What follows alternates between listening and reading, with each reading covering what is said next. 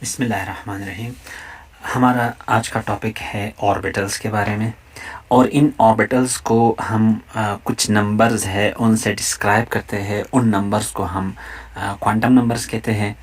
और फिर इन quantum numbers की जो टाइप्स है, जो ऑर्बिटल्स की मुख्तलिफ डिस्क्रिप्शन हमें देती है, वो है principal quantum number, orbital quantum number, quantum orbital angular momentum quantum number और azimuthal quantum number, magnetic quantum number and spin quantum numbers. ये आज हमने पढ़ने हैं। तो सबसे पहले हम ऑर्बिटल्स के बारे में जानने की कोशिश करते हैं।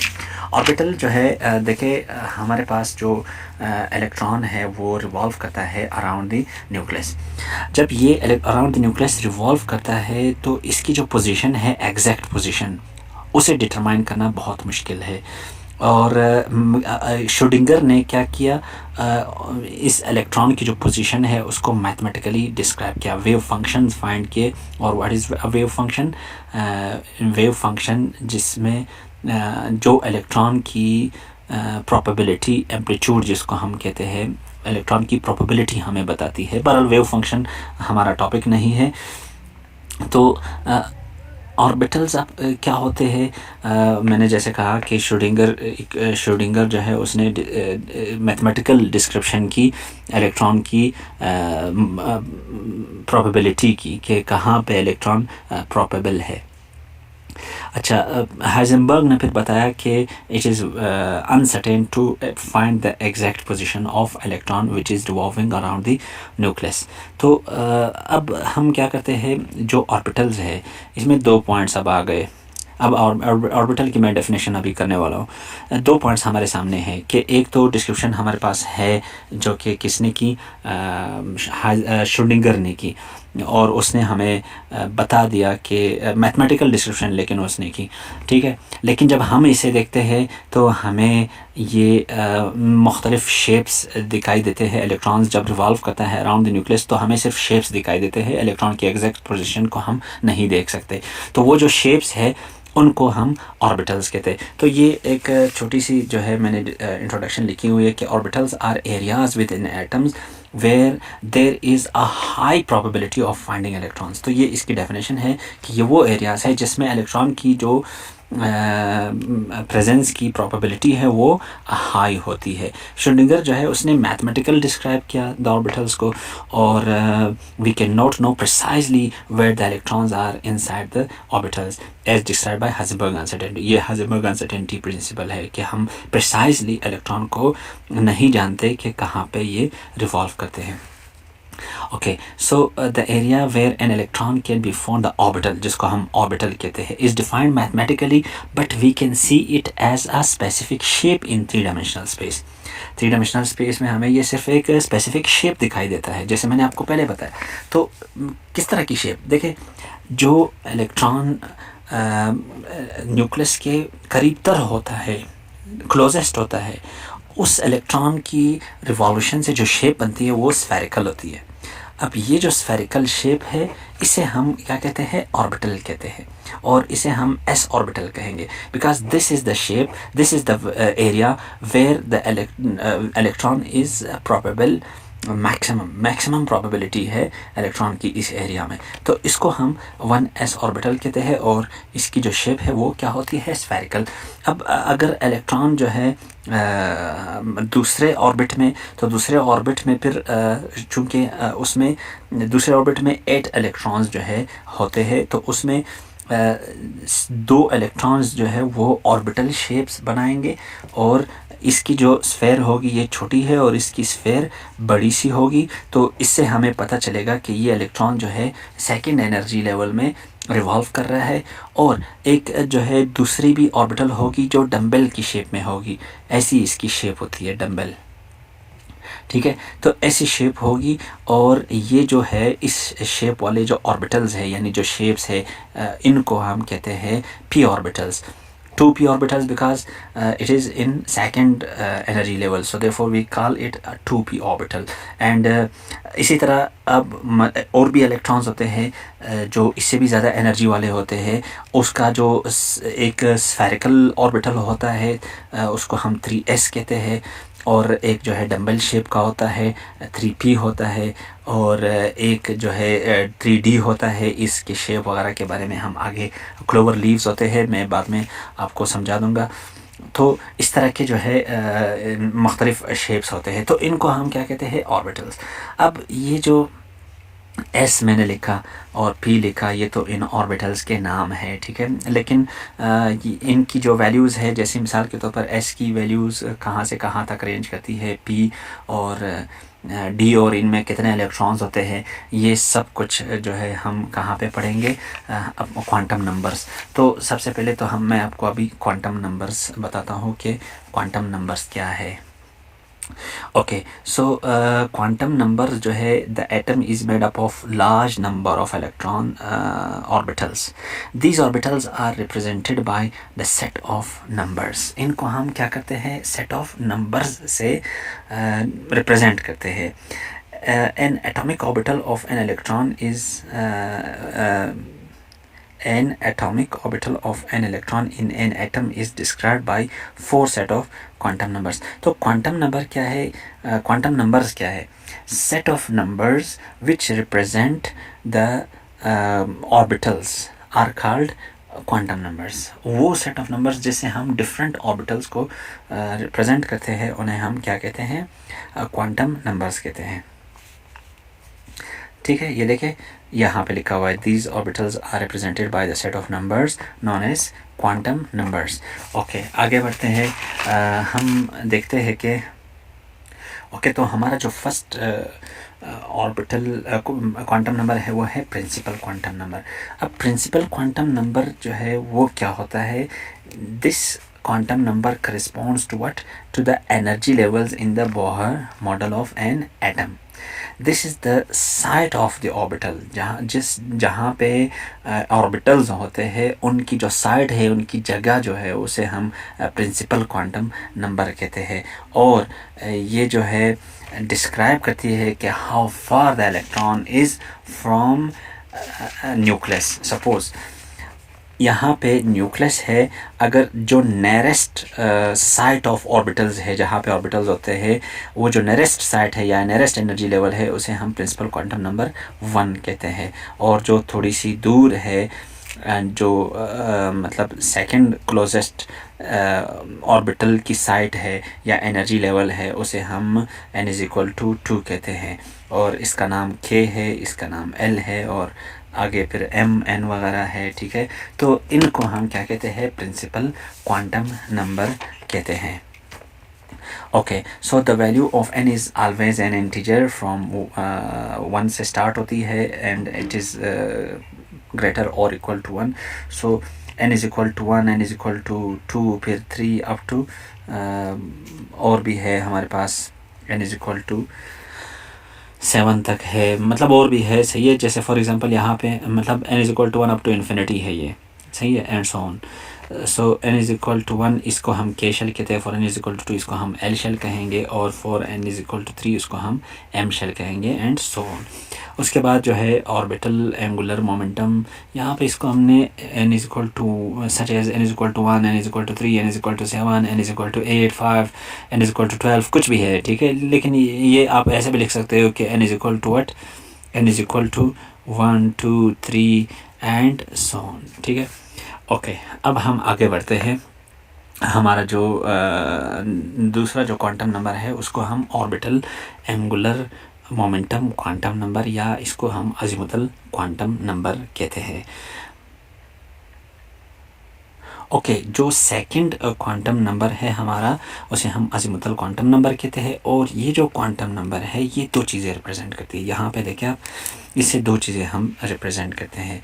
एक तो ऑर्बिटल एंगुलर मोमेंटम, ये जो लिखा हुआ है ऑर्बिटल एंगुलर मोमेंटम, और सेकंड ये डिस्क्राइब करती है shape of the orbital of an electron, यानी हम जो इलेक्ट्रॉन जिस ऑर्बिटल में रिवॉल्व कर रहा है उसकी शेप क्या है, उसकी शेप भी हम अज़ीमुथल क्वांटम नंबर से शो करते हैं, और उस इलेक्ट्रॉन की जो एंगुलर मोमेंटम है उसे भी हम अज़ीमुथल क्वांटम नंबर से शो करते हैं।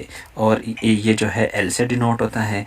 इसके अलावा ये जो क्वांटम नंबर है ये हमें सब लेवल या सब शेल बताता है। और इसके यानी ये हमें वो सब शेल या वो सब लेवल बताता है जिसमें इलेक्ट्रॉन मौजूद होते हैं। इसके अलावा जो है इन्हें हम सेकेंडरी क्वांटम नंबर भी कहते हैं। और क्या है, अब अगर हमारे पास इसकी जो वैल्यूज़ है, there are n possible values of l ranging from zero. इसका मतलब आप सीख लें, ठीक है। देखिए हमारे पास जो मैं आपको अभी बताने वाला हूँ, हमारे पास for example n is equal to 1 है, तो इसके लिए सिर्फ एक जो है ऑर्बिटल क्वांटम नंबर होगा, या इसको ऑर्बिटल एंगुलर क्वांटम नंबर भी कहते हैं, ऑज़िमुथल क्वांटम नंबर भी कहते हैं। तो सिर्फ एक दाना होगा। और अगर n इज़ इक्वल टू क्या हो, 2 हो, तो दो हमारे पास ऑर्बिटल क्वांटम नंबर होंगे। n इज़ इक्वल टू 3 के लिए हमारे पास 3 जो है ऑर्बिटल क्वांटम नंबर या ऑर्बिटल एंगुलर क्वांटम नंबर या अज़ीमुथल क्वांटम नंबर होंगे। तो जितनी जो है n की वैल्यू है, उतने ही पॉसिबल वैल्यूज़ है किस चीज़ के, ऑर्बिटल एंगुलर मोमेंटम के जो क्वांटम नंबर है।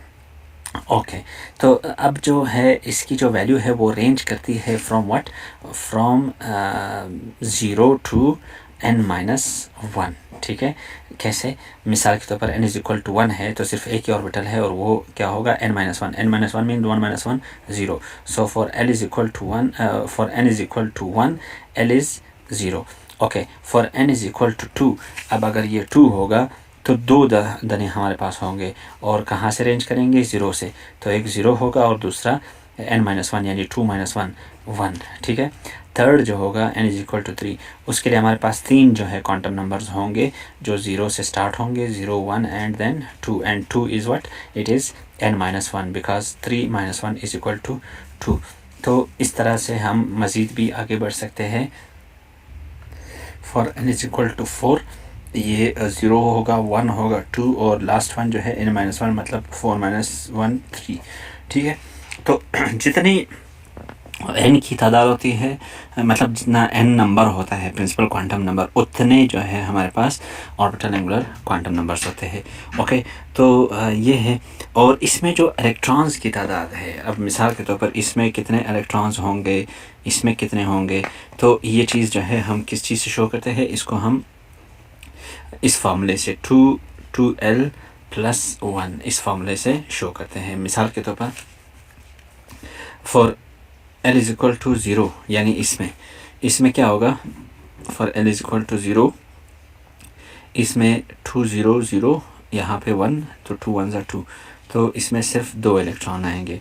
For l is equal to 1 के लिए यहाँ पे अगर 1 हो तो ये 2 1 = 2 और ये 3 3 2 = 6, फिर उसमें 6 इलेक्ट्रॉन्स आएंगे। और अगर l हम 2 ले लें तो इधर 2 2 = 4 और 1 ये होगा 5 5 × 2 ये हो जाएगा 10। और for l is equal to 3 जो होगा, तो इधर 3 पुट करो, 2 3 = 6 6 और 1 7 और 7 2 = 14, तो उसमें 14 इलेक्ट्रॉन्स होंगे। तो इस फार्मूले से हम नंबर ऑफ़ इलेक्ट्रॉन्स इसमें फाइंड कर सकते हैं।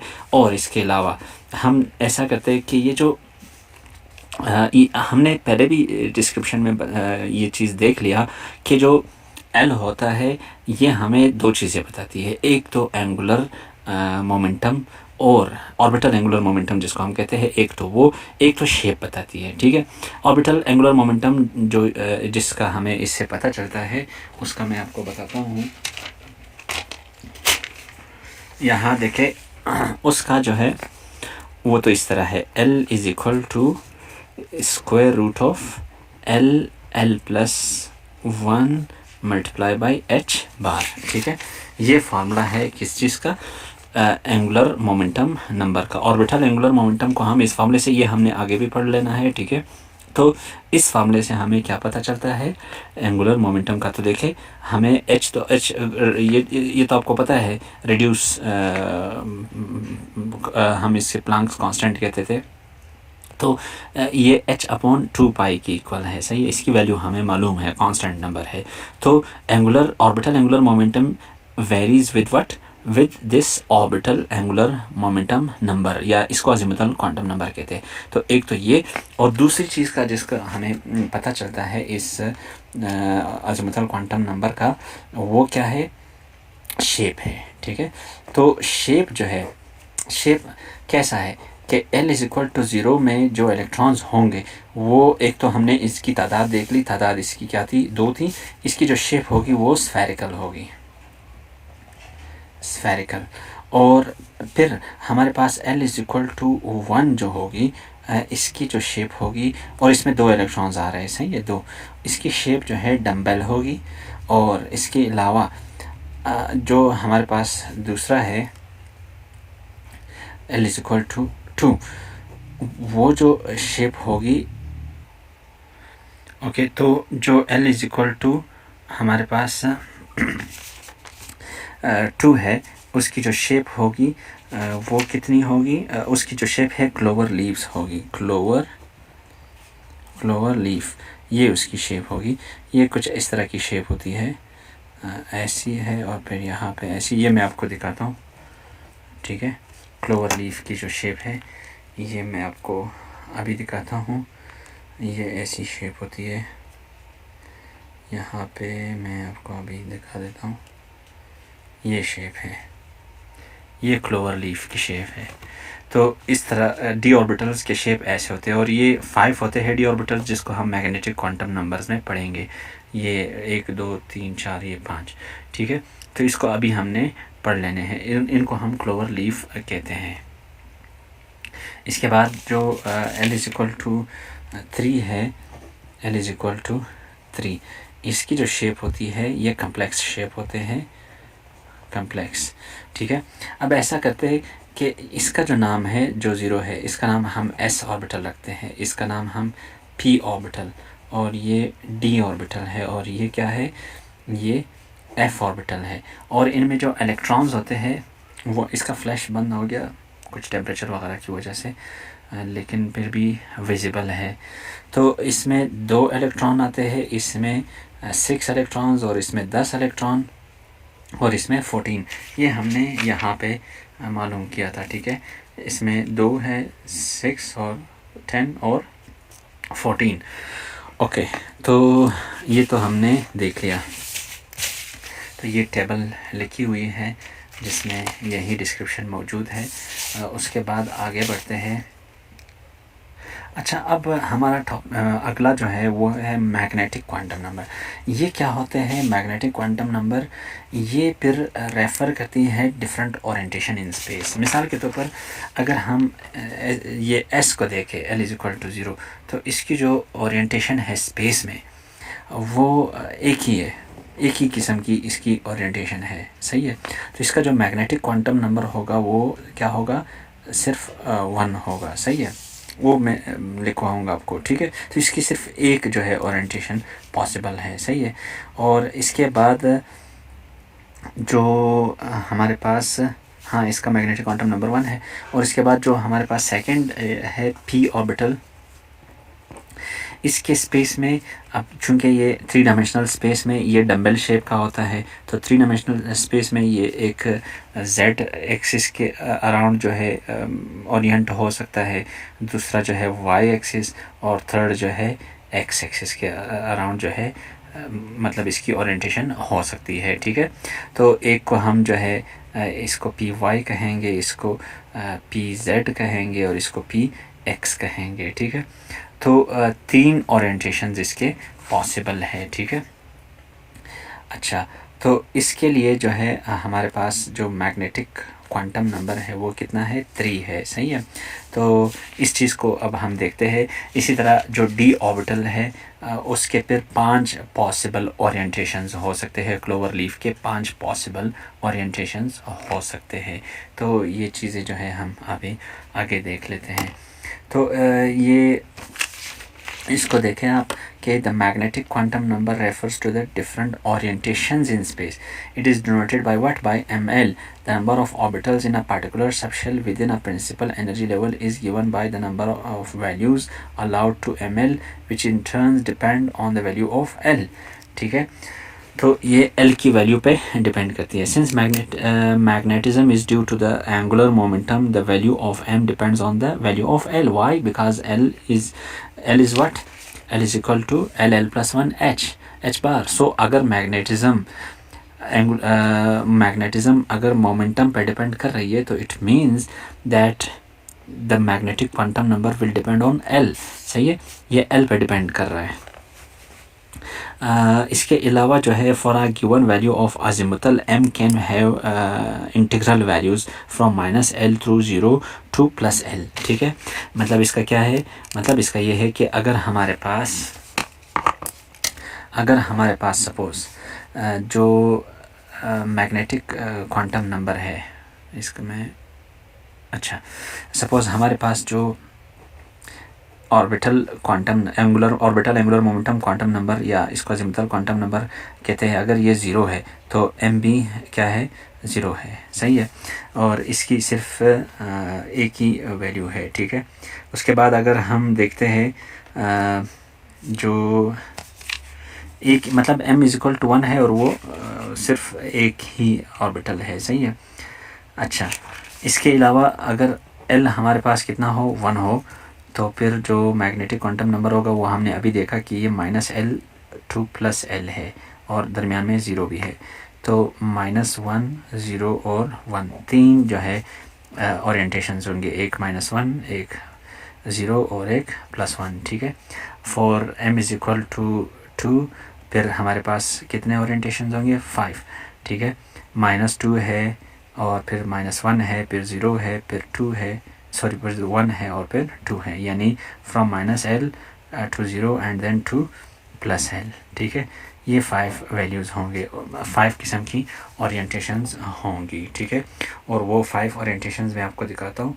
ये देखिए 5 ओरिएंटेशंस है। सही है, एक ये है, इसको YZ कहते हैं, YZ प्लेन में है। ठीक है, और ये DZ2 है, और ये वाली जो है DXY है, और ये हमारे पास DX2 to Y2 है, और ये DXZ है। तो 5 हमारे पास ओरिएंटेशंस है d ऑर्बिटल के। ठीक है, इसी तरह हमारे पास जो f ऑर्बिटल है L = 3, तो इसमें हमारे पास 7 ओरिएंटेशंस होंगे, यानी ये -3, -2, -1, फिर 0, फिर 1, 2 और 3, तो 7 ओरिएंटेशंस फॉर L = 3 होंगे। ठीक है, ओके, तो यहाँ पे अच्छा इसका जो फार्मूला है वो क्या है, 2L + 1। ठीक है, जो ओरिएंटेशंस का फार्मूला है ये अभी मैं आपको बताता हूँ। यहाँ पे देखें आप, हाँ ये 2L + 1 सही है। मिसाल के तौर पर फॉर L = 0, यहाँ पे आप 0 पुट कर दो तो एक ही मैग्नेटिक क्वांटम नंबर होगा, यानी एक ही ओरिएंटेशन होगी जो कि स्फेरिकल है। सही है, फॉर L = 1, यानी जो ये हमारे पास जो 1 है, इसमें आप 1 पुट कर दो तो ये 3 आ जाएगा। तो 3 हमारे पास ओरिएंटेशंस होंगे p के लिए, ये p ऑर्बिटल, ये s ऑर्बिटल, ये एक x के अलोंग, एक y एक्सिस के अलोंग और एक z एक्सिस के अलोंग 3 ओरिएंटेशंस होंगे।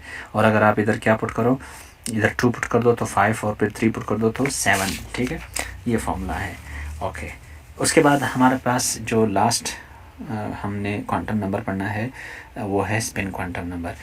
ये फिर हमें क्या चीज़ बताती है, ये फिर हमें ये बताती है कि जो इलेक्ट्रॉन है वो not only revolves around the nucleus in orbital motion. ठीक है, एक तो ये ऑर्बिटल जो मोशन होती है, सही है, ना ही सिर्फ ऑर्बिटल मोशन होती है बल्कि इलेक्ट्रॉन जो है वो अपने ही एक्सिस पर भी मूव कर रहे होते हैं, इसको हम स्पिन मोशन कहते हैं। ठीक है, it is observe that electron is not only revolving around the nucleus but it is also spinning on its own axis. The spin of electron produces a small magnetic field as a result of which the electron behaves as a tiny magnet, जिसकी वजह से electron खुद भी एक tiny magnet की तरह behave करता है। Spin quantum number describe the spin orientation, ये फिर स्पिन ओरिएंटेशन डिस्क्राइब करती है, spin orientation of the electron. Okay, it is noted by what, it is denoted by by s, इसको एस से रिप्रेजेंट करते हैं। Since electron can spin only in two ways, या तो क्लॉकवाइज होगी या तो एंटी क्लॉकवाइज होगी। Therefore the spin quantum numbers can take only two values, एक है पॉजिटिव हाफ और एक नेगेटिव हाफ। ये जो है एंटी क्लॉकवाइज के लिए और ये क्लॉकवाइज के लिए। Okay, so positive half spin is denoted bye vertical arrow, इसको हम वर्टिकल एरो से, और इसको फिर हम नेगेटिव हाफ को हम क्या कहते हैं, वर्टिकल एरो पॉइंटिंग डाउनवर्ड, वो पॉइंटिंग अपवर्ड होगा और ये पॉइंटिंग डाउनवर्ड होगा। मिसाल के तौर पर अगर हमारे पास जो ऑर्बिटल है, पी ऑर्बिटल की बात करते हैं, ठीक है, तो उसमें हमारे पास 3 जो है, जो पी सब शेल था, पी सब शेल, उस पी सब शेल में कितने ऑर्बिटल्स थे? 3 ऑर्बिटल्स थे। एक अलोंग एक्स, ये पी एक्स है, पी वाई है और पी जेड है, ठीक है। इसमें हमारे पास कितने इलेक्ट्रॉन्स हैं? 2 इलेक्ट्रॉन है, एक एंटी क्लॉकवाइज स्पिन करता है और एक क्लॉकवाइज। इसमें भी 2 है, एक एंटी क्लॉकवाइज और एक क्लॉकवाइज, इसको पॉजिटिव हाफ, इसको नेगेटिव हाफ, और इस तरह ये भी, ठीक है। तो ये स्पिन मोशन है। नेक्स्ट हमारा टॉपिक जो होगा इंशाल्लाह वो होगा angular momentum and it's quantization.